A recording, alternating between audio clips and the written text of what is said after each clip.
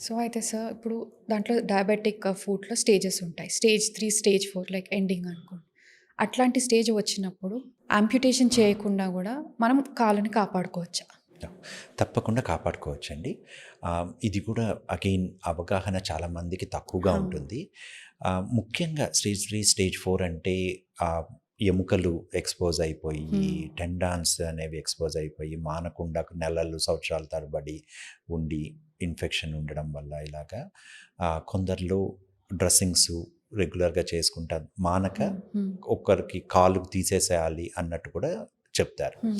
ఇలా అడ్వాన్స్‌డ్ అల్సర్స్‌లో కూడా మనము ఇప్పుడున్న అడ్వాన్స్డ్ వూండ్ కేర్ థెరపీ వాడినందువల్ల అడ్వాన్స్ స్టేజెస్‌లో కూడా హ్మ్. కాలు తీయకుండా అంటే యాంపుటేషన్ లేకుండా కాలు సేవ్ చేసే అవకాశం అనేది చాలా ఎక్కువ శాతం ఉంటుంది. ఎస్పెషల్లీ యాంపుటేషన్ ఫ్రీ ఇండియా కోసం మేము కష్టపడేది కూడా దీని గురించే. అల్సరు మనకు టెండాన్స్ ఇవి అన్నీ కూడా ఎక్స్‌పోజ్ అయినప్పుడు కూడా మనము కాలుని ఈవెన్ టోస్ అంటే మనకు వేళ్ళని కూడా కాపాడుకునే అవకాశం అనేది ఉంది. హ్మ్. ఇది అడ్వాన్స్డ్ వూండ్ థెరపీ కాబట్టి కొంచెం ఎక్స్‌పెన్సివ్ ఉండొచ్చు.